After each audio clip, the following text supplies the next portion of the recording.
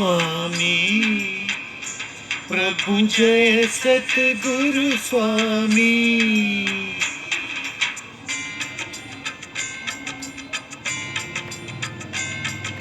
जय सतगुरु स्वामी, प्रभु जय सतगुरु स्वामी। सहजानंद दयाळु, सहजानंद दयाळु, बळवंत बहुनामी। प्रभु जय सतगुरु स्वामी।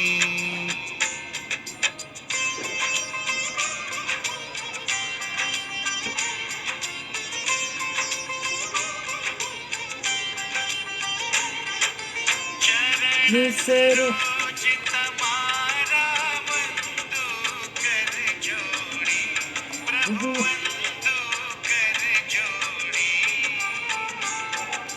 चरणे शीश धर्या थी, चरणे शीश धर्या थी, दुख नाख्या तोड़ी। प्रभु जय सद्गुरु स्वामी।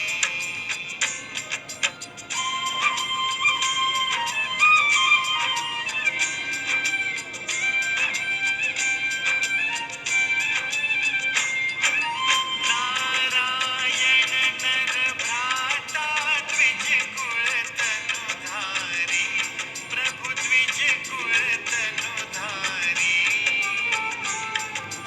पामर पतित उद्धार्या, पामर पतित उद्धार्या, अगणित नर नारी।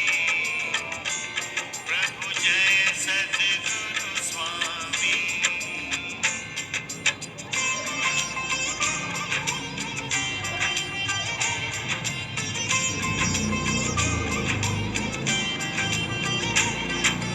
नित्य नित्य नवोत्तम लीला करता अविनाशी, प्रभु करता अविनाशी।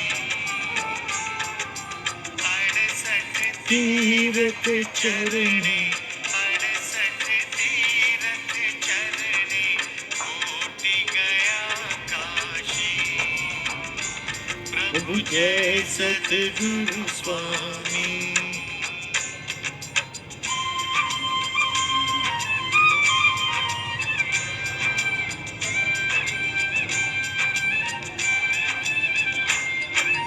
पुरुषोत्तम प्रगट नुजे दर्शन करशे, प्रभु जे दर्शन करशे। काळ करम थी छूटी, काळ करम थी छूटी, कुटुंब सहित तरशे। प्रभु जय सद्गुरु स्वामी।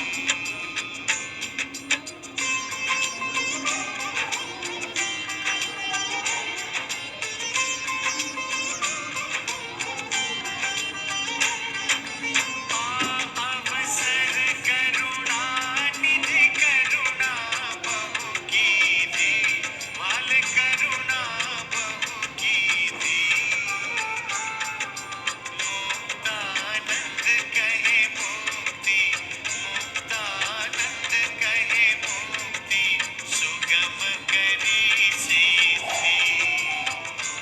प्रभु जय सद्गुरु स्वामी। जय सद्गुरु स्वामी, प्रभु जय सद्गुरु स्वामी।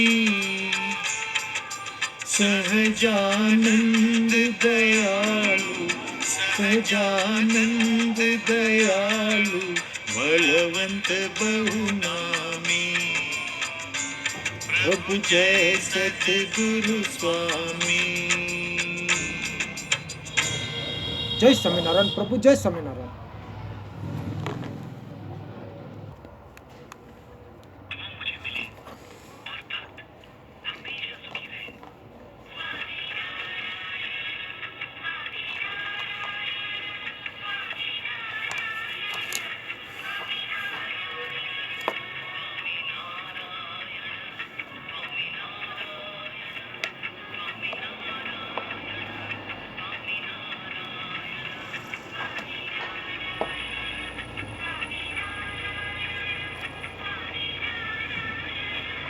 स्वामीनारायण।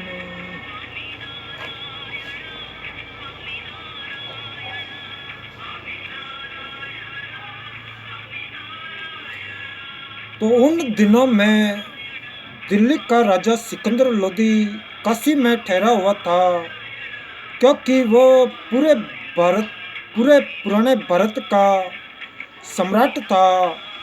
उसके अधीन छोटे राज्य भी थे और काशी नगर का नरेश वीरदेव सिंह बघेल भी सिकंदर के अधीन था।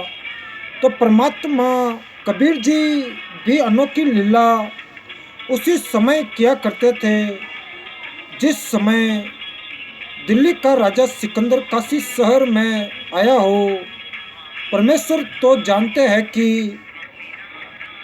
जितने भी मानव जिस जिस धर्म के हैं तथा अन्य जीव सब उसी के अपने बच्चे हैं, उन्हीं के वचन से उत्पन्न है और पिता होने के नाते परमेश्वर कबीर जी भी अपने बच्चों को काल ब्रह्मा के चंगुल से निकालने के लिए प्रयत्न करते रहते हैं। तो परमेश्वर कबीर जी चाहते थे कि किसी तरह सिकंदर को मेरे सामर्थ्य का पता चल जाए और ये अपने राज वाले क्षेत्र में मेरे सत्य ज्ञान के प्रचार में सहयोग करे तथा अपना भी कल्याण करवाए।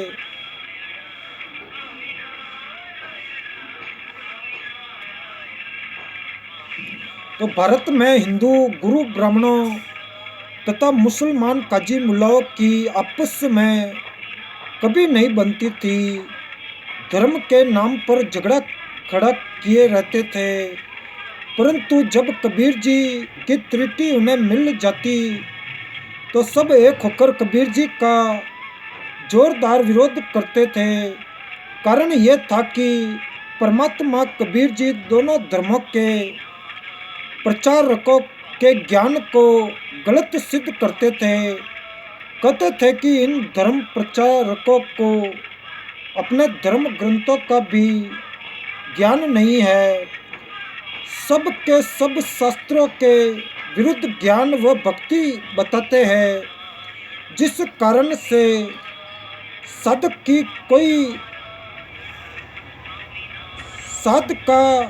को कोई अध्यात्म लाभ परमात्मा की ओर से नहीं मिल रहा है। तो कबीर जी से दीक्षा लेने वाले को तुरंत लाभ मिलता था। यही कारण था कि उस समय परमात्मा कबीर जी के 64 लाख शिष्य हो गए थे।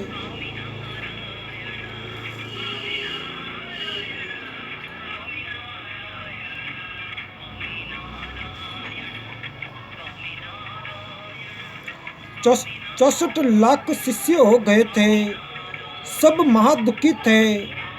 दीक्षा व आशीर्वाद से सबका कष्ट नष्ट होकर सब सुखी हो गए थे। तो कबीर जी के अनुयायी हिंदू तथा मुसलमान दोनों ही बहुत संख्या में बन रहे थे, जिस कारण से धर्म प्रचारक धर्म गुरु कबीर जी से घोर ईर्ष्या रखते थे। इस घटना से उनको पंख लग गए। विचार किया कि दिल्ली का सम्राट भी आया है और आज इस झूलाहे को मौत की सजा दिलाएंगे। ये विचार करके हजारों की संख्या में दोनों धर्मों के व्यक्ति राजा सिकंदर के पास विश्राम गृह में गए। कारण का पता लगने पर राजा सिकंदर ने जनता को प्रसन्न करने के लिए कहा कि अभी गिरफ्तार करवाकर उस कबीर को मौत के घाट उतारता हूँ। तो संत रविदास जी तथा परमात्मा कबीर जी दोनों को पुलिस पकड़ लाई। संत रविदास जी को तो छोड़ दिया, क्योंकि कबीर जी ने अपनी गलती मानी थी। कहा था कि न रविदास का दोष है न गणिका का, सब कुछ मैंने किया है। सिकंदर लोधी का असाध्य रोग परमेश्वर कबीर जी के आशीर्वाद से समाप्त हुआ था। कमाल लड़के को तथा कमाली लड़की को क्या स्वामी जी तथा स्वामी रामानंद जी को, जिसकी हत्या सिकंदर लोधी राजा ने की थी, तो राजा के सामने मुर्दों को जीवित किया था, तो राजा सिकंदर भी कबीर जी को गुरु मानता था। परंतु अधिक जनता को देखकर तथा असंभव अपराध मानकर कानून व्यवस्था राज्य में बनाए रखने के उद्देश्य से सिकंदर ने कबीर जी को गिरफ्तार करवाया। फिर भी कुछ गुरु मर्यादा का ध्यान रखते हुए प्रश्न किया कि हे कबीर जी, आप इतने नेक विचारों वाले थे, ये क्या कर बैठे? आपने वेश्या को साथ लिया, आप भक्ति भूल गए, आपका भजन यानी नाम खंड हो गया और भक्ति का नाश कर लिया। तो कबीर जी ने उत्तर दिया कि हे सिकंदर बादशाह, आपके प्रश्न का उत्तर सुनो। जिस परमेश्वर ने सब ब्रह्मांडों को बनाकर सुरक्षित रखा है, वह मेरी भी रक्षा करेगा। तो सिकंदर लोधी राजा ने जनता को शांत करने के उद्देश्य से अपने हाथों से कबीर परमेश्वर जी के हाथों में हथकड़ी, पैरों में बेड़ी, गले में तोक पहनाकर गंगा दरिया के मध्य में डालकर मारने का आदेश सुना दिया।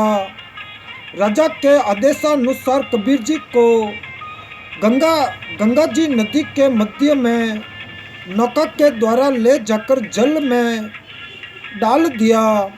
तो परमेश्वर कबीर जी के हाथों की हथकड़ी, पैरों की बेड़ी तथा गले की तोक वाली जंजीर टूट कर जल में गिर गई और परमात्मा जी कबीर जी जल के ऊपर बैठे रहे। ये देखकर काजियों ने कहा कि इसने जादू मंत्र करके जल को बांध दिया है, इस कारण से नहीं डूब रहा। कुछ समय तक जल पर बैठे रहे, फिर गंगा नदी के किनारे की ओर उसी स्थान पर आ गए जिस स्थान से नौका में बैठाकर ले गए थे। उस स्थान पर यानी गंगा जी दरिया के किनारे पर कई हजार व्यक्ति देखने के लिए उपस्थित थे। तो राजा सिकंदर भी उपस्थित था। काजी व मुल्लों तथा ब्राह्मणों ने विचार करके राजा से कहा कि इसके गले में पत्थर की भारी वजन वाली शिला बांध कर दरिया के मध्य डाला जाए, ये तब डूबेगा। तो नौका में कबीर जी को बैठाकर गले में लोहे की मोटी जंजीर से पत्थर की भारी शिला बांध कर गंगा नदी के मध्य में जल में पटक दिया। जंजीर टूट गई, पत्थर की शिला जल के ऊपर तैरती हुई तेजी से चलकर सिकंदर राजा की ओर आई और कबीर जी जल के ऊपर पालती लगाकर शासन पर बैठे रहे। अथाह जल नीचे नीचे बह रहा है और परमात्मा जी जल में डूबे नहीं। जल की लहरें परमेश्वर जी के चरण छूकर उछल उछल कर किलोल कर रही थी। तो राजा के आदेश दिया कि तीर मार कर इसका अंत कर दो। जब बहुत समय तक तीर बाणों से कबीर जी नहीं मरे तो तोब यंत्र मंगाया गया। तोब के गोले तथा तीर दोनों ही छोड़े।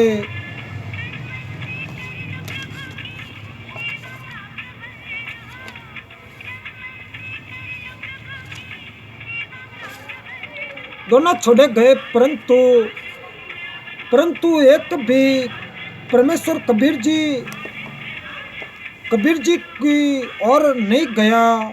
कोई गोला उसी किनारे के पास दरिया में गिरे, कोई दूर गिरे, कोई तोप के गोले तो दूर तालाब में गिरे, और जिसका जल ही सूख गया। तोप के कुछ गोले दाएं बाएं गिर रहे थे, और परमात्मा कबीर जी के निकट एक भी तीर बाण व तोप का गोला नहीं गया।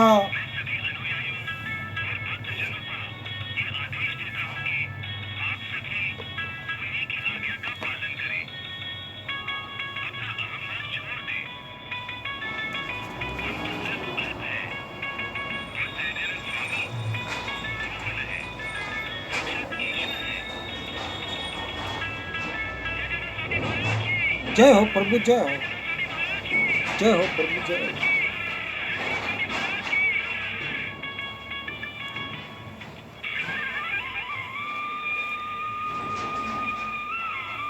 तो परमात्मा कबीर जी के निकट एक भी तीर बाण व तोप का गोला नहीं गया।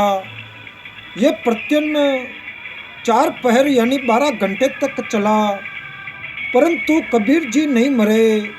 पूर्ण परमात्मा कबीर जी अविनाशी है, और अविनाशी को कौन मार सकता है। वे जनता को लीला के माध्यम से अपना सामर्थ्य दिखा रहे थे, परंतु काल ब्रह्मा ने वृद्धि हर रखी थी। किसी के भी विचार से में ये बात नहीं आई कि ये सामान्य व्यक्ति नहीं है। जब राजा तथा प्रजा ने सब कोशिश कर ली तो कहने लगे कि इसको कैसे मारा जाए।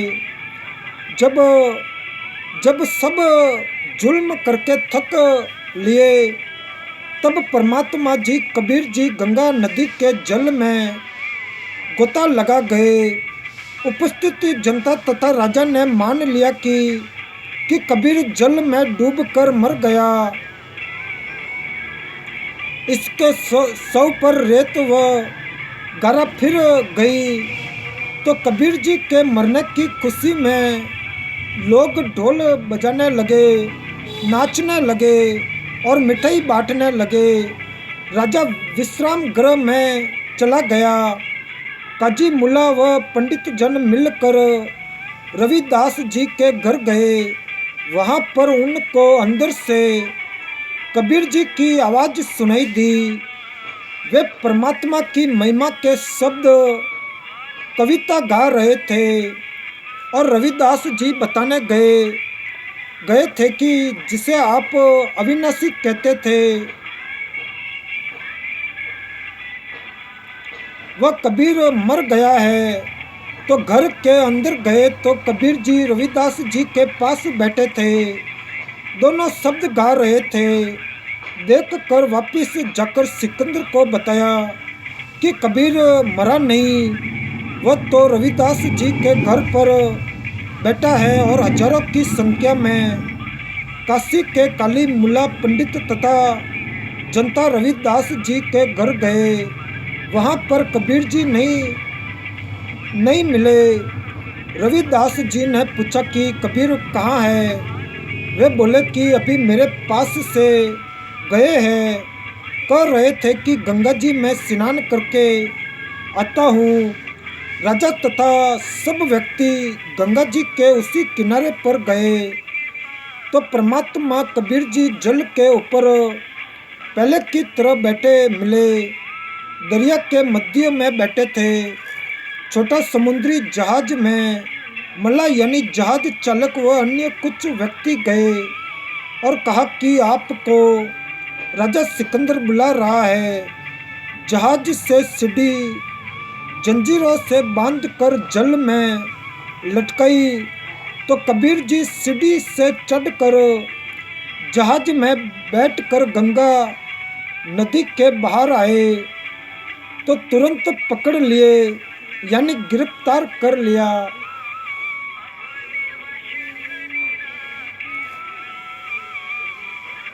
खूनी हाथी से कबीर जी परमेश्वर जी को मराने की कुछ चेष्टा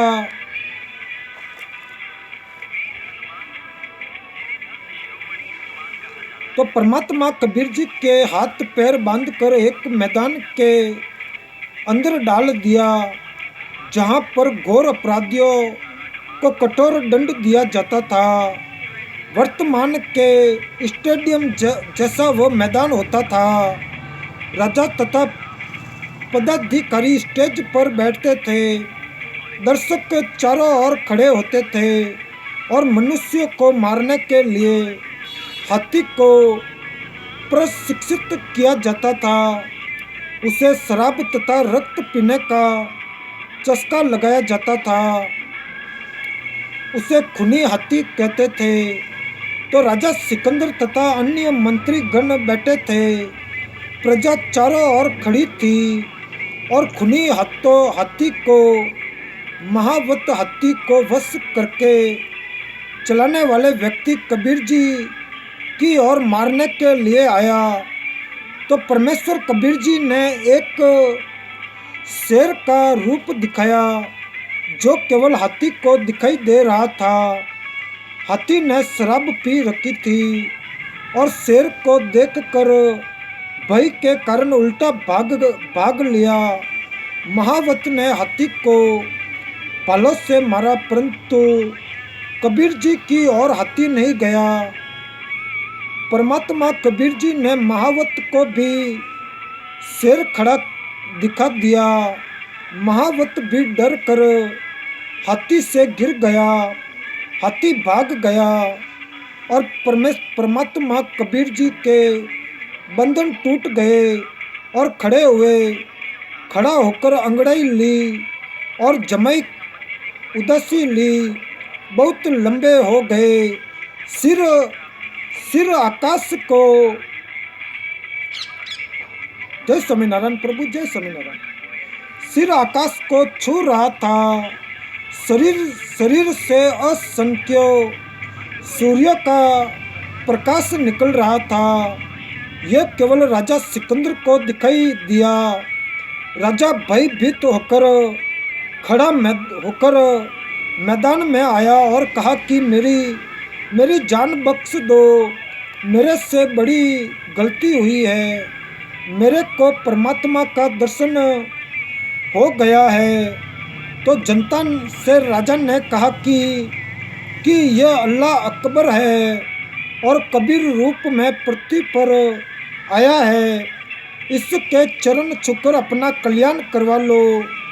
परंतु कर्महीन काजी मुल्ला व पंडित कहने लगे कि कबीर ने जादू मंत्र करके हाथी को भगा दिया। हम जा रहे हैं। ये कहकर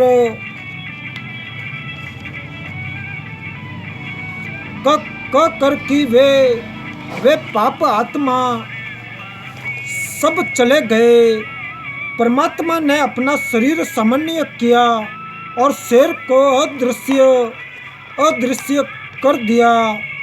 अपनी कुटिया में चले गए।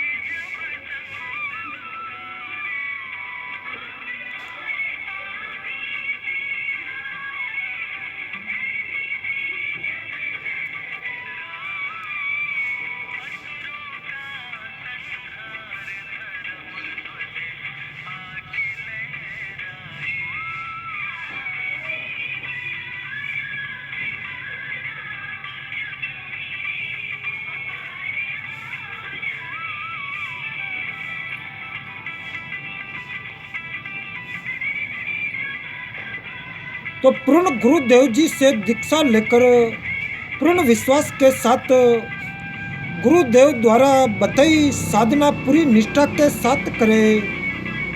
कबीर जी ने बताया है कि कि धीरज रखे कबीर धीरे धीरे रे मना, धीरे सब कुछ होए, माली सिंचे सौ घड़ा, समय आए फल होए।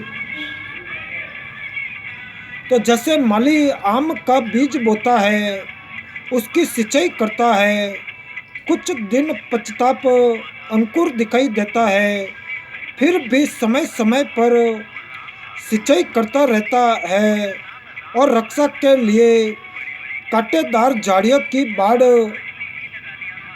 प्रयास करता है।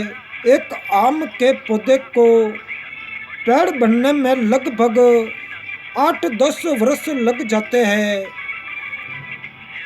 तब तक माली, पौधा लगाने वाला, बाग का मालिक या नौकर उस पौधे की सिंचाई करता रहता है।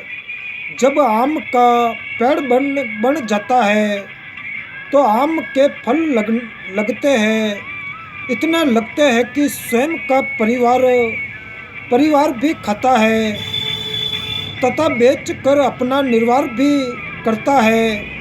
इसी प्रकार भक्ति नाम रूपी बीज को बोकर यानी दीक्षा लेकर उसका स्मरण दान रूपी सिंचाई करते रहना चाहिए। आम के पौधे की तरह धीरे धीरे भक्ति रूपी पेड़ बनने के पश्चात सुखों का अंबार लग जाएगा। जैसे आम के पेड़ को टनों आम लगे खाए और बेचकर धन कमाया, इसी प्रकार भक्त को धीरज रख कर धीरे धीरे भक्ति का परिणाम भी आने लगेगा। जय स्वामीनारायण प्रभु, जय स्वामीनारायण।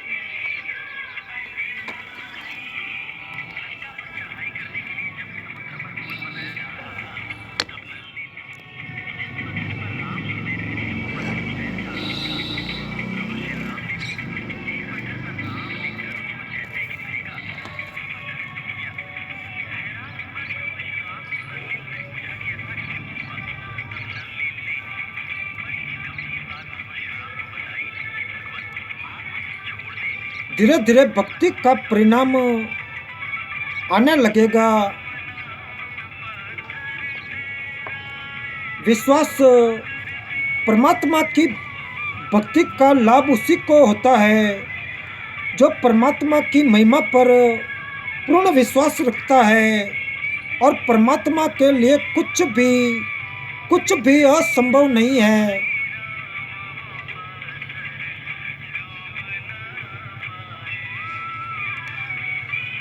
तो एक नगर के बाहर जंगल में दो महात्मा साधना कर रहे थे। एक 40 वर्ष से घर त्याग कर साधना कर रहा था, दूसरा अभी 2 वर्ष से साधना करने लगा था।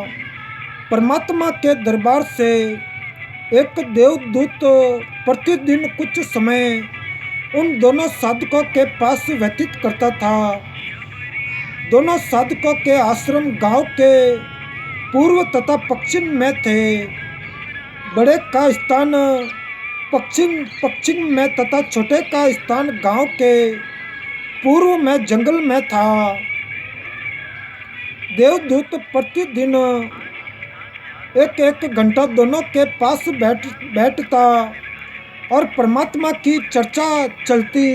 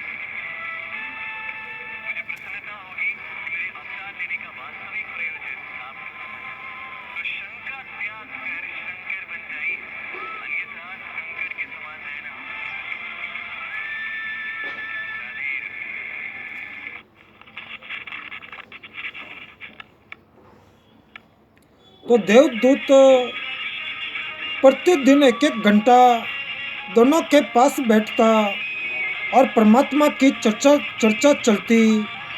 दोनों साधकों का अच्छा समय व्यतीत होता। एक दिन देवदूत ने भगवान विष्णु जी से कहा कि भगवान, कपिला नगरी के बाहर आपके दो परम भक्त रहते हैं। तो श्री विष्णु जी ने कहा कि एक परम भक्त है, दूसरा तो बनावटी भक्त है। देवदूत ने विचार किया कि जो 40 वर्ष से सदा सदा न रहता है वह पक्का भक्त होगा, क्योंकि लंबी लंबी दाढ़ी, सिर पर बड़ी जटा, केस है और समय भी 40 वर्ष बहुत होता है। तो देवदूत बोला कि हे प्रभु, जो 40 वर्ष से आपकी भक्ति कर रहा है वह होगा परम भक्त। तो प्रभु ने कहा, नहीं, दूसरा जो 2 वर्ष से साधना में लगा है। प्रभु ने कहा कि देवदूत, मेरी बात पर विश्वास नहीं हुआ।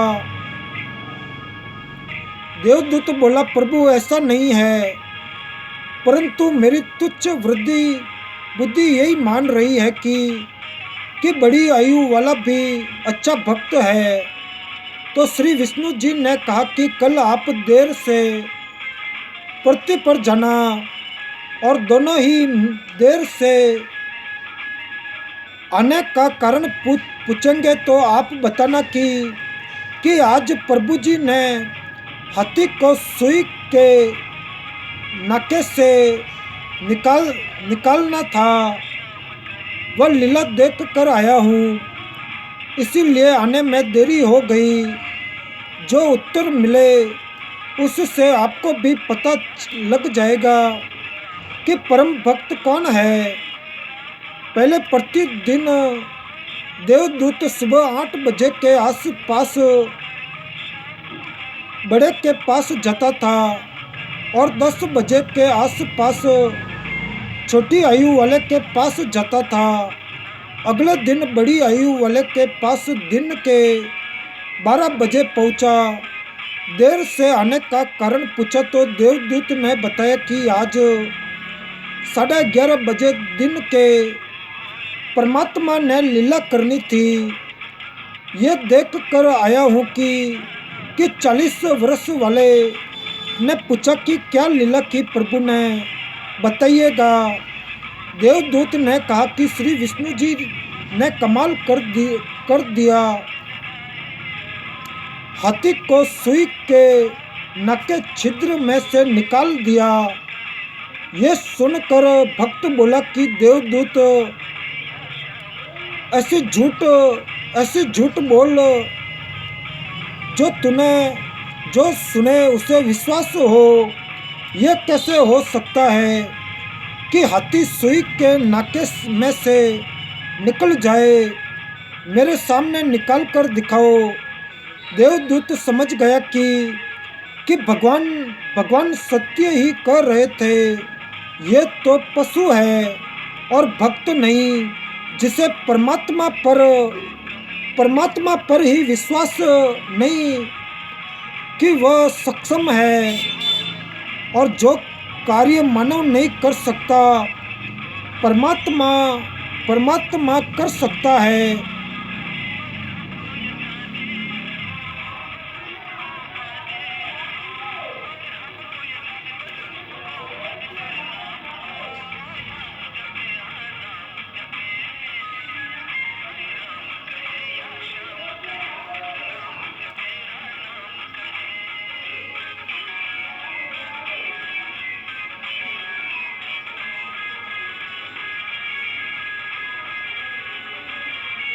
तो जो कार्य मानव नहीं कर सकता परमात्मा कर सकता है। उसकी भक्ति व्यर्थ तथा बनावटी है।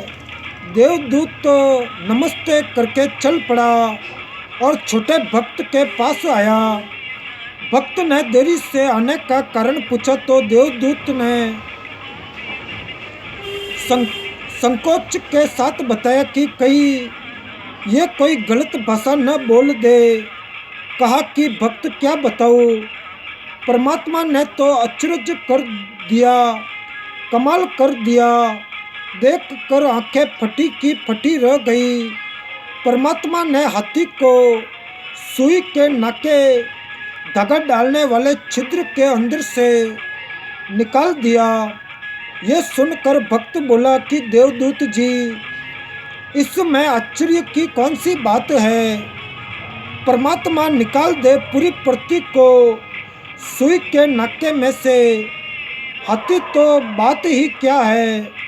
तो देवदूत ने भक्त को सीने से लगाया और कहा कि धन्य है आपके माता पिता जिनसे जन्म हुआ। कुर्बान हूँ आपके परमात्मा पर अटल विश्वास पर।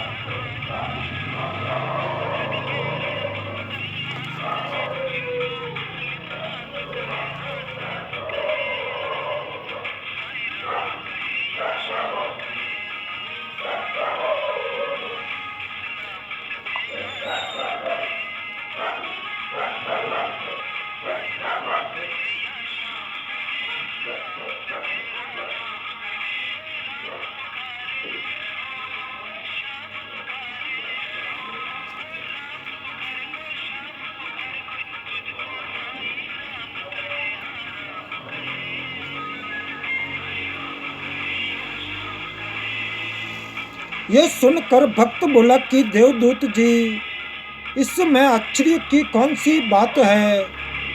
परमात्मा निकाल दे पूरी पृथ्वी को सुई के नाके में से, हाथी की तो बात ही क्या है। तो देवदूत ने भक्त को सीने से लगाया और कहा कि धन्य है आपके माता पिता जिनसे जन्म हुआ। कुर्बान हूँ आपके परमात्मा पर अटल विश्वास पर।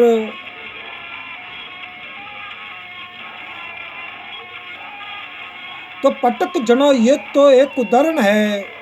वास्तव में भक्त को परमात्मा पर पूर्ण विश्वास होना चाहिए कि परमात्मा जो चाहे सो कर सकता है।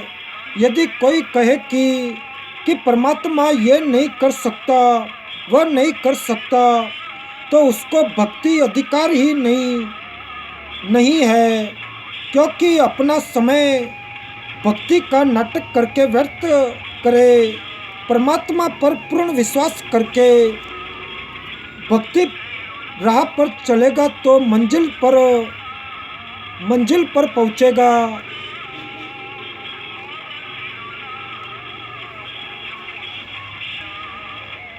परमात्मा जो करता है अच्छा ही करता है।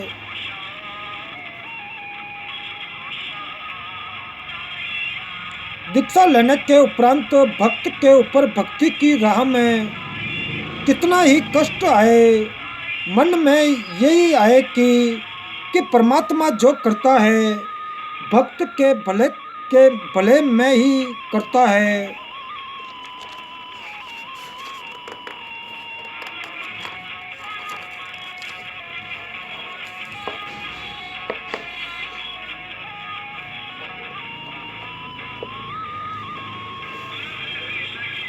तो एक राजा तथा महामंत्री गुरु के शिष्य थे। महामंत्री जी को पूर्ण विश्वास था, परंतु राजा को सत्संग सुनने का समय कम मिलता था, जिस कारण से वह परमात्मा के विधान से पूर्ण परिचित नहीं था, परंतु भक्ति श्रद्धा से करता था। और महामंत्री को राजा हमेशा अपने साथ रखता था, उसकी सबसे अधिक इज्जत करता था। एक मंत्री को महामंत्री से इसी बात पर ईर्ष्या थी कि वह महामंत्री को राजा की नज़रों में गिराने के लिए राजा को महामंत्री के विषय में निंदा करता था। एक मंत्री चाहता था कि राजा मुझे महामंत्री बना दे और उसके लिए बार बार कहता था कि राजन, ये महामंत्री विश्वास पात्र नहीं है, ये आपको कभी भी धोखा दे सकता है। एक दिन राजा तथा महामंत्री तथा वह चापलूस मंत्री व अन्य मंत्रीगण किसी अन्य शहर में जाने की तैयारी में महल के अंदर हाल में खड़े थे।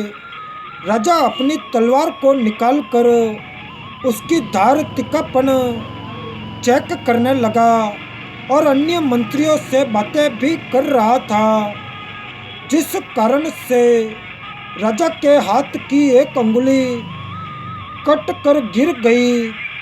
चापलूस बोला कि हे राजा, ये क्या हो गया? हमारे राजा कितने सुंदर थे, आज हमारा दुर्भाग्य का दिन है। हाय, ये क्या हो गया? प्रजा का कौन सा भार अपने ऊपर ले लिया?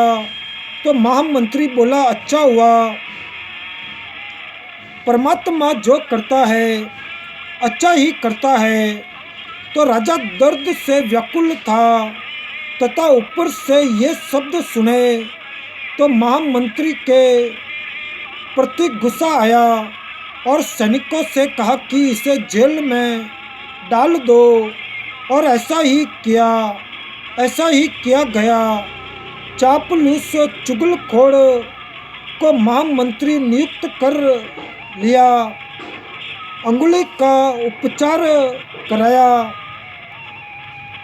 6 महीनों में अंगुली का घाव भरकर ठीक हो गया, कोई दर्द नहीं रहा। अब राजा के बाएं हाथ में 3 अंगुली और 1 अंगूठा बचा था। राजा अपने नए महामंत्री से अति प्रसन्न था क्योंकि उसका दाव लग गया था। वह राजा से कहता था कि हे राजन, मैंने तो आप जी को बहुत बार कहा था कि यह आपको धोखा देगा, और उस दिन आपने अपने कानों सुन लिया कि वह बोला अंगुली कट गई तो अच्छा हुआ। वह तो आप जी के मरने में खुश था, कभी आपको मरवा देता। तो राजा उस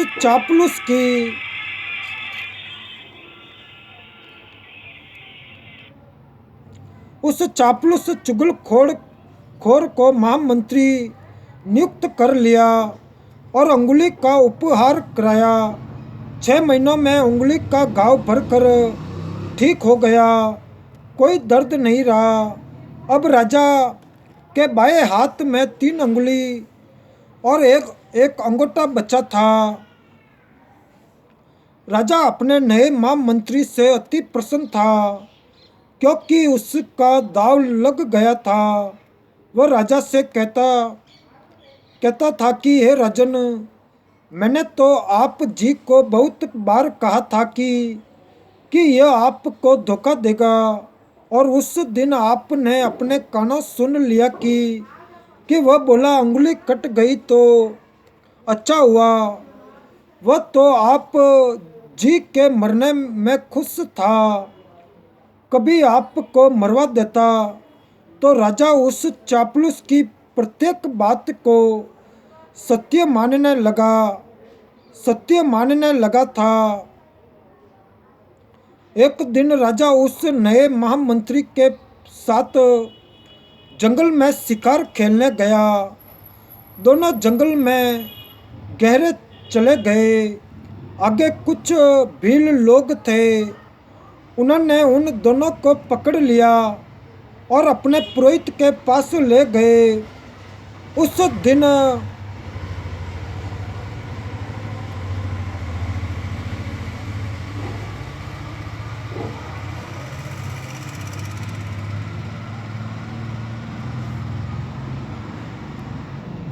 दिन जंगली लोगों का कोई त्योहार था।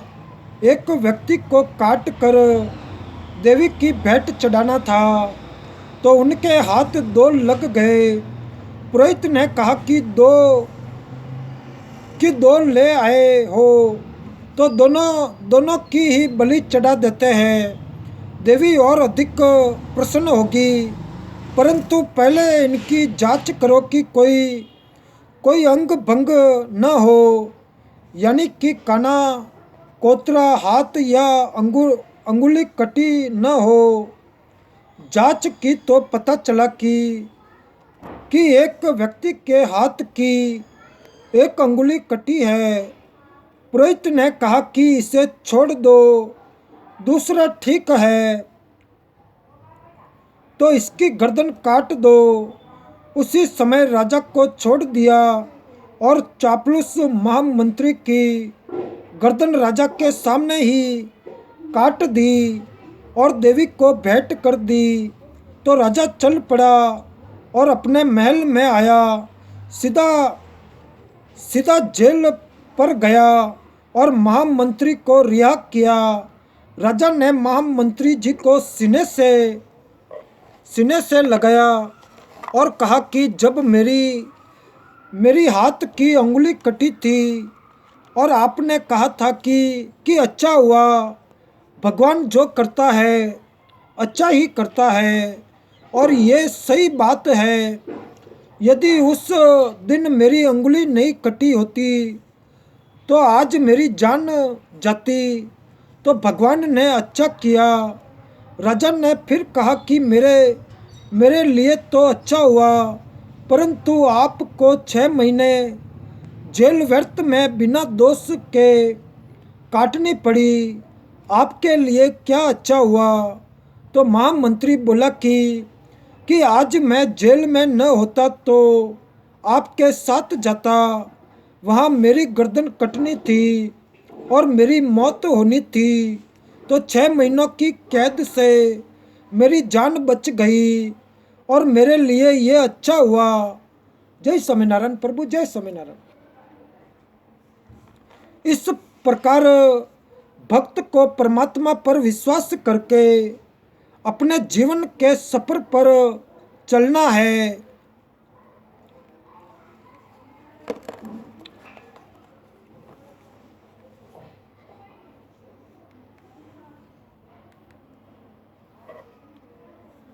एक किसान के घर एक पुत्र उत्पन्न हुआ। पुत्र 8 वर्ष का हुआ तो पत्नी की मृत्यु हो गई।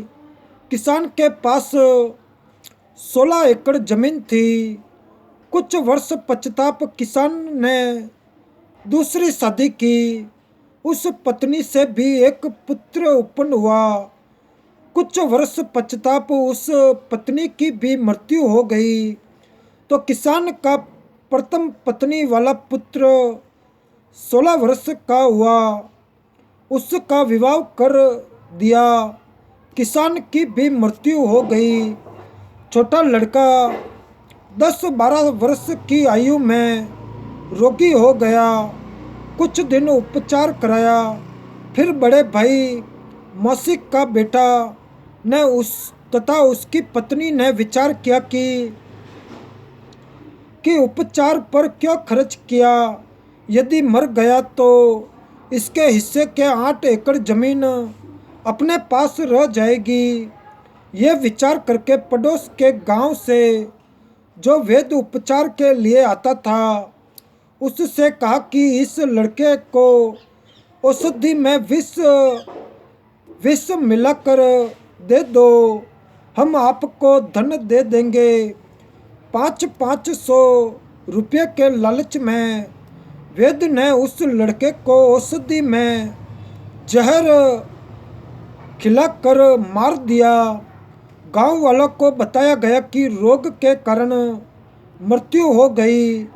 किसी को शंका नहीं हुई और बच्चे की मृत्यु रोग के कारण हुई मान ली। उस मौसी के बेटे की मृत्यु के 1 वर्ष पश्चात बड़े भाई को पुत्र प्राप्त हुआ। खुशी का ठिकाना नहीं रहा। बच्चे के जन्म की खुशी में जिमनवार लंगर किया, पूरे गांव में मिठाई बांटी गई। उसके पश्चाताप कोई संतान नहीं हुई। इकलौते पुत्र को प्रेम से पाला, अच्छा घी दूध दही खिला पिला कर हष्ट पुष्ट कर दिया। 16 वर्ष की आयु में विवाह कर दिया। उस समय बाल विवाह को गर्व की बात माना जाता था। वह लड़का रोगी हो गया। वेद पर वेद बुलाए, महंगे से महंगे औषधि खिलाई, परंतु व्यर्थ रहा। उस समय 1 महीने में 1,000 की औषधि खिलाई गई। हीरा तथा मोती भस्म भी औषधि में मिलाकर लड़के को खिलाया गया, जिस कारण से 8 एकड़ जमीन भी बेचनी पड़ी। परंतु रोग घटने की बजाय बढ़ता ही चला गया और अंतिम दिन आ गया। लड़के का पिता चिंतित अवस्था में पुत्र के पास बैठा था। उसी समय लड़का बोला, भाई साहब, एक काम कर। पिताजी ने कहा कि बेटा, मैं तेरा पिता हूँ। लड़का बोला कि मैं तेरा वह भाई हूँ। जय स्वामीनारायण प्रभु, जय स्वामीनारायण। लड़का बोला कि मैं तेरा वह भाई हूँ जिसको आपने जहर देकर मरवाया था, और मैं ही अपना बदला लेने आपके पुत्र रूप में जन्मा हूँ। उस लड़के की माताजी भी वही विराजमान थी। लड़का बोला कि 8 एकड़ जमीन मेरे हिस्से की थी, वह मैंने वसूल कर ली।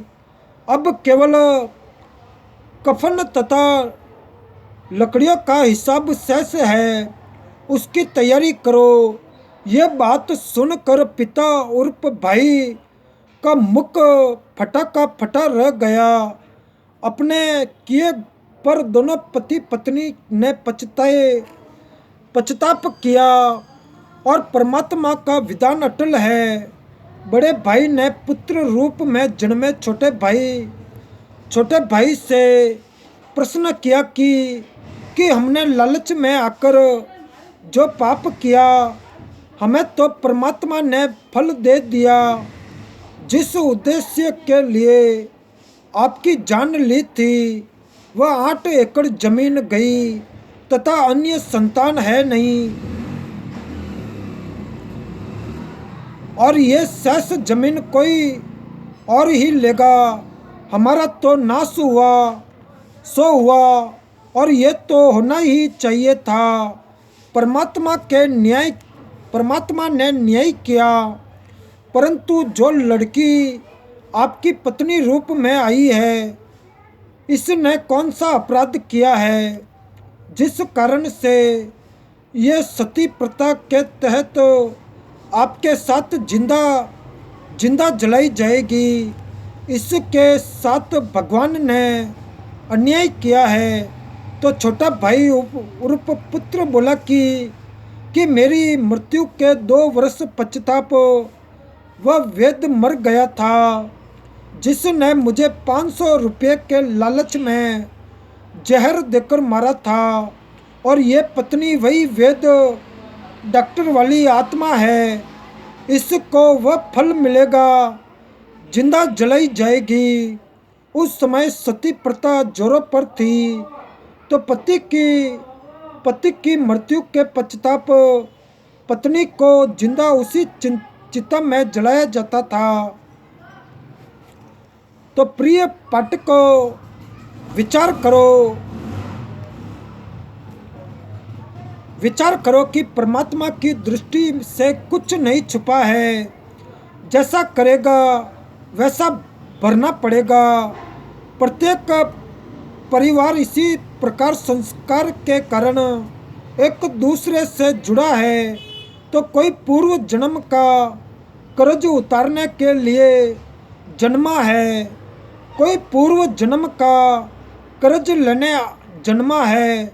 उदाहरण के लिए पिता ने लड़के को पढ़ाया। शादी से 2 दिन पहले दुर्घटना होकर मर गया। वह अपना कर्ज पिता से लेने आया था। बेटा जवान हुआ, कार्य करके निर्वाह करने लगा और पिता रोगी हो गया। लाखों रुपए लगे, व्यर्थ रहे, मर गया। और ये पिता पिछले जन्म का कर्ज लेने आया था। कुछ देने आया था। लड़की का विवाह किया 2 वर्ष पश्चात लड़की मर गई। बहुत दहेज दिया था। वह दामाद पूर्व जन्म के ऋण के बदले में लड़की भी ले गया और धन भी। तो वर्तमान में जो किसी के साथ धोखा करके धन हड़प लेते हैं, वह धन अगले जन्म में दामाद बनकर वसूलेगा। तो परमात्मा का अटल विधान है और बुद्धिमान को संकेत ही पर्याप्त है। उपरोक्त केवल कथा नहीं है, यह हकीकत है। कोई ये कहता है कि ये तो डराने के लिए कथा बनाई, किसने देखा क्या होगा। जैसे चोर को भद्र पुरुष समझाते हैं कि भाई चोरी मत किया कर, जब पकड़ा जाएगा तो पहले तो जनता पिटाई करेगी, फिर पुलिस पिटेगी और जेल में भी कष्ट उठाना पड़ेगा। यदि कोई कहे कि ये तो चोर को डराने के लिए कहा है, तो किसने देखा है कि आगे क्या होता है। विचार करें कि चोर को सच्चाई से अवगत करवा कर डराया है और सच्चाई भी है। यदि चोर सच्चाई से डर कर चोरी करना त्याग देगा तो उसकी भलाई है।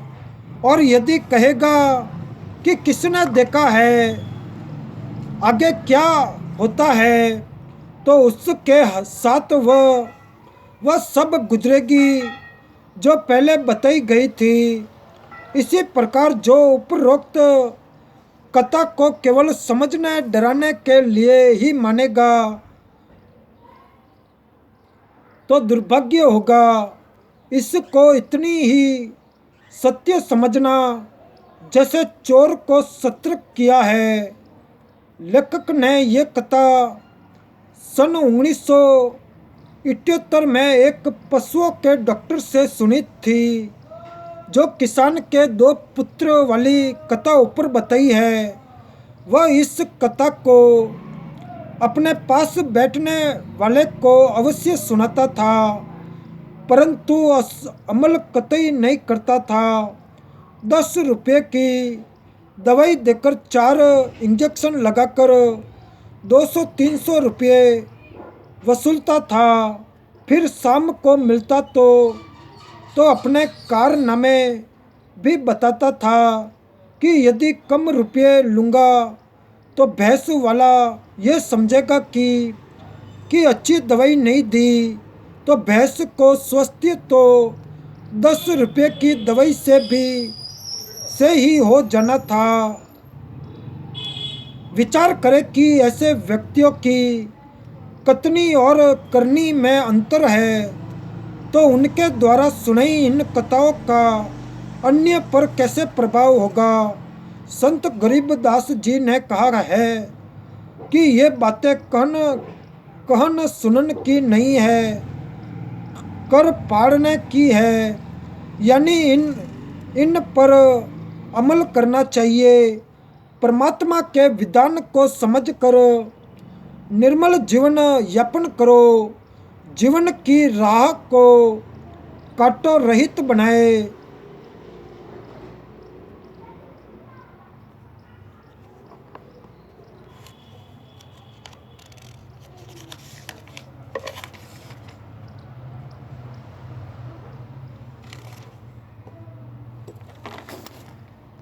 जय स्वामीनारायण प्रभु, जय स्वामीनारायण।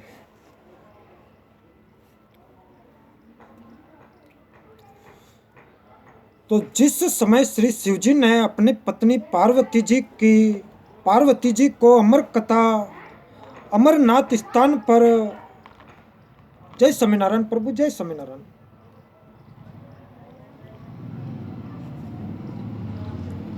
जिस समय श्री शिवजी ने अपनी पत्नी पार्वती जी को अमरनाथ स्थान पर एक सूखे वृक्ष के नीचे बैठकर नाम दीक्षा अमर मंत्र दिया था, उस वृक्ष की तने में बने बिल में मादा तोते ने अंडे उत्पन्न कर रखे थे।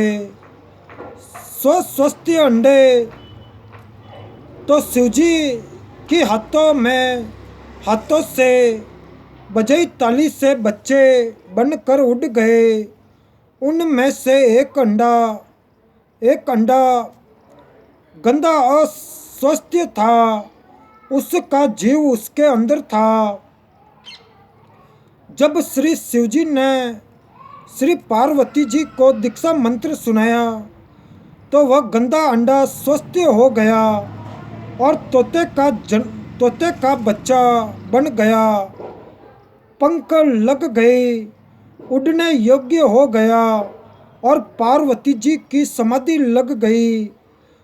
उसने हाँ हाँ करके बंद कर लिया और तोता हाँ हाँ करने लगा तो श्री शिवजी ने देखा कि पार्वती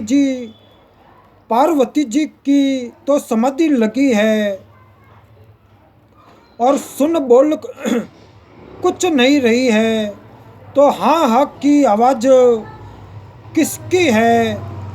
देखा तो वृक्ष के तने के बिल में तोता बोल रहा है।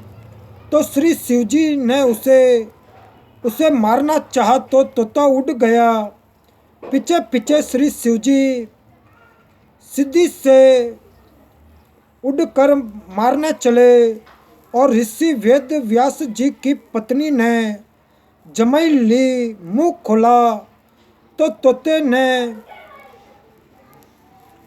तोते के शरीर को त्याग कर जीव व्यास जी की पत्नी के गर्भ में मुख से प्रवेश कर गया। तो श्री शिवजी ने व्यास जी की पत्नी से कहा कि मेरा ज्ञान चुरा कर जीव तोते के शरीर को त्याग कर आपके गर्भ में चला गया है। ये मेरा चोर है, इसे मारूंगा। उसी समय ऋषि वेद व्यास जी भी आ गए थे, सब बातें सुन रहे थे। व्यास जी ने पूछा, है भगवान, कौन और कैसा चोर है?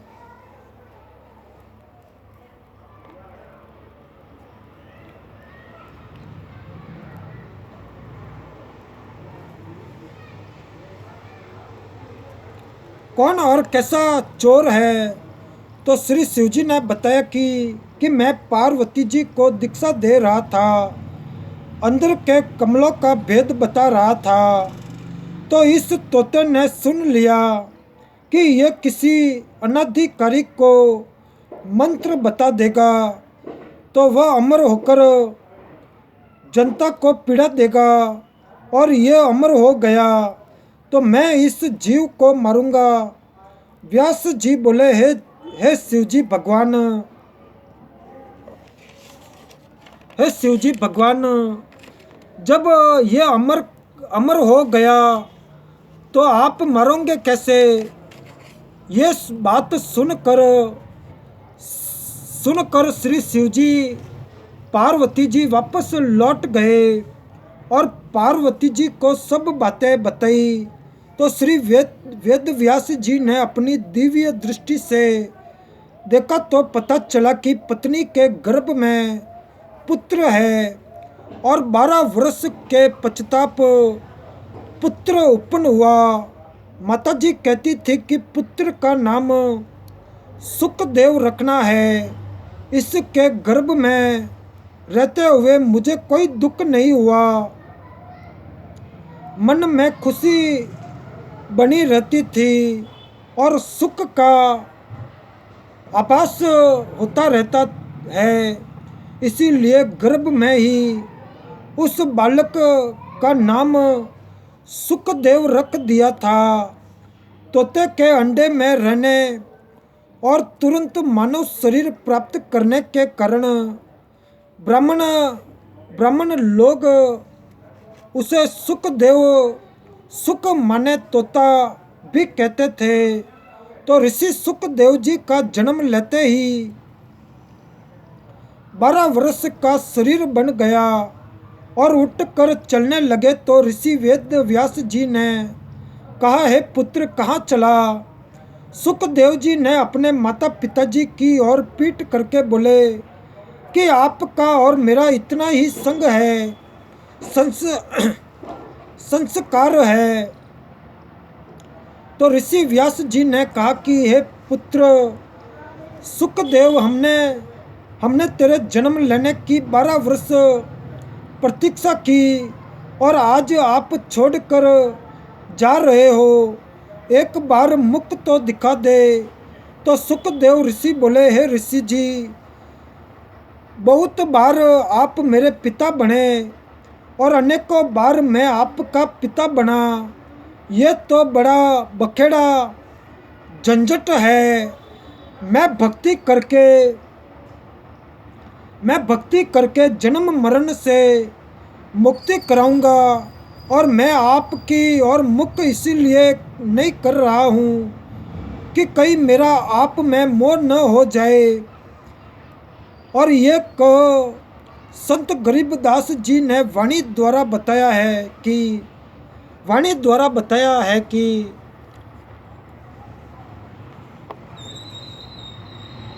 किस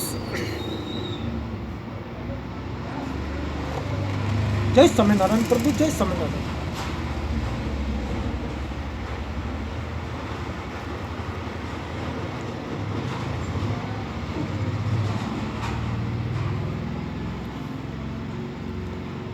तो सुखदेव जी ने कहा कि जो परिवार के सदस्य बेटा पिता आदि आदि नाती नातों में है, वे सब पूर्व जन्मों का ऋण लेने या देने के लिए जुड़े हैं।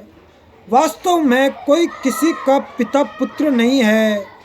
मृत्यु के उपरांत सब अपने अपने संस्कारवश भिन्न स्थानों पर जाकर अन्य शरीर धारण कर लेते हैं। इसीलिए कोई किसी का पिता पुत्र नहीं है। पाठकों ने ऊपर किसान के पुत्रों वाली कथा में पढ़ा है कि बड़े भाई ने छोटे मौसी के पुत्र को 8 एकड़ जमीन के लालच में जहर देकर मरवाया। तो वही जीव उसका पुत्र बनकर अपना ऋण लेने जन्मा और अपना हिसाब चुकता करके मर गया। इसीलिए कहा है कि एक लेवा ऋण लेने वाला, एक देवा ऋण चुकाने वाला। दुतम कोई काऊ का पिता नहीं। पूत ऋण संबंध जुड़ा एक ठाठा यानी परिवार रूप में ठाठ से रहते दिखाई देते हैं। अचानक मृत्यु हो जाती है। अंत समय में 12 बाटा यानी मृत्यु के पश्चाताप कोई रोग, कोई कई और जन्म लेगा, यानी कि 12 बाट रास्ता पर चले जाएंगे। इतनी वार्ता पिता से करके सुखदेव आकाश में उड़कर अन्य स्थान पर चला गया।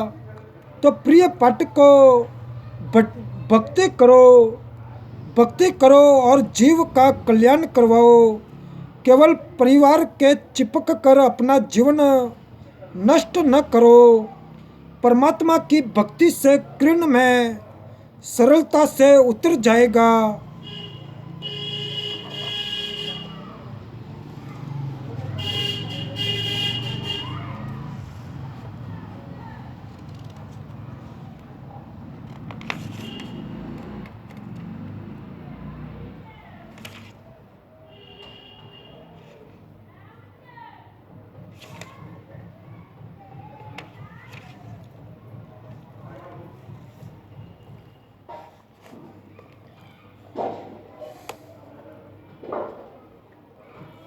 तो एक व्यक्ति प्रसिद्ध कथावाचक था तथा प्रतिदिन रामायण का पाठ भी करता था। एक दिन किसी कारणवश पाटी जी को शहर जाना था। उसके साथ उसका साथी भी था। गांव से 3 किलोमीटर दूर रेल का स्टेशन था। सुबह 5 बजे गाड़ी पर चढ़ना था, इसीलिए स्नान करके स्टेशन पर पहुंच गए। विचार किया कि पाठ गाड़ी में कर लूँगा और गाड़ी में चढ़ गए। जिस डिब्बे में दोनों चढ़े वह भरा था, कोई सीट खाली नहीं थी। कुछ व्यक्ति खड़े थे और गाड़ी चल पड़ी। कुछ देर पश्चात उस पार्टी ने सीट पर बैठे 2 व्यक्तियों से कहा कि भाई साहब, कृपया मुझे सीट दे दे। मैंने रामायण का पाठ करना है और आज गाड़ी पकड़ने की शीघ्रता के कारण घर पर नहीं कर सका। तो सज्जन पुरुषों ने पूरी सीट ही खाली कर दी। वे खड़े हो गए और बोले कि हे विप्र जी, हमारा अहो भाग्य है कि आज हमको भी पवित्र ग्रंथ रामायण जी का अमृत ज्ञान सुनने को मिलेगा। तो पंडित जी ने पाठ ऊंचे स्वर में बोलना शुरू किया। प्रसंग था कि भरत जी ने अपने बड़े भाई के अधिकार वाले राज्य को स्वीकार नहीं किया। जब तक श्री रामचंद्र जी वनवास पूर्ण करके नहीं आए, तब तक राजगद्दी पर अपने भाई रामचंद्र की जुती रखी और स्वयं पृथ्वी पर बैठा और नौकर बनकर राजकाज संभाला। जब भाई रामचंद्र जी अयोध्या लौटे तो उनको राज्य लौटा दिया। तो भाई हो तो ऐसा पाठ संपूर्ण होने पर सबने कहा कि वाह पंडित जी, वाह, कमाल कर दिया। एक व्यक्ति उसी डिब्बे में ऐसा बैठा था जिसने अपने पिताजी की वर्षी पर एक दिन का पाठ करना था और कोई पार्टी नहीं मिल रहा था। वर्षी अगले दिन ही थी। तो उसने पंडित जी से कहा कि हे गुरुजी, कल मेरे पिताजी की वर्षी के उपलक्ष्य में पाठ कर दो। पंडित जी बोले कि कल नहीं कर सकता। सब उपस्थित यात्रियों ने कहा कि पंडित जी, आपका तो कार्य यही है, इस बेचारे के लिए मुसीबत बनी है। परंतु पार्टी साफ मना कर रहा था। सब ने पूछा कि ऐसा क्या आवश्यक कार्य है जो आप कल पाठ को मना कर रहे हो। तो पंडित जी बात को टाले। बस वैसे ही उसका साथी बोला कि मैं सच्चाई बताऊं, ये कल क्यों पाठ नहीं कर सकता। इसने अपने भाई पर 50 गज की कुर्डी के गड्ढे पर मुकदमा कर रखा है और मैं इसका गवाह हूँ। कल की तारीख है। उपस्थित व्यक्ति बोले कि हे पंडित जी, कथा तो कैसी मार्मिक सुनाई और आप अमल कतई नहीं करते, तो ऐसे व्यक्ति के द्वारा की गई कथा का श्रोताओं पर क्या प्रभाव पड़ेगा। तो कबीर जी ने कहा है कि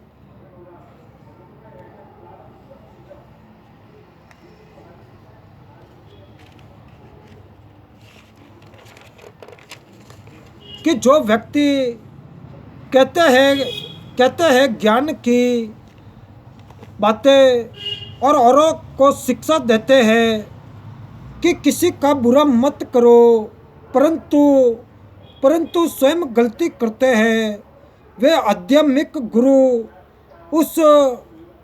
उस कुत्ते के समान है। उस कुत्ते के समान है जो व्यर्थ में भौंकता रहता है। उसी प्रकार ये धर्म गुरु एक दूसरे से कथा सुनकर शिष्यों को सुनाते रहते हैं और स्वयं अमल नहीं करते।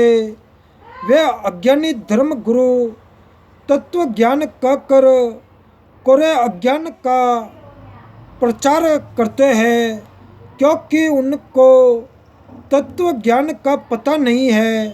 वे झूठे व्यक्ति पृथ्वी पर मानव के अनमोल जीवन का नाश करने के लिए होते हैं,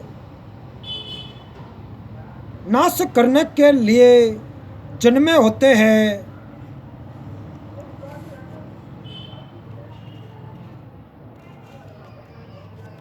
जय स्वामीनारायण प्रभु, जय स्वामीनारायण।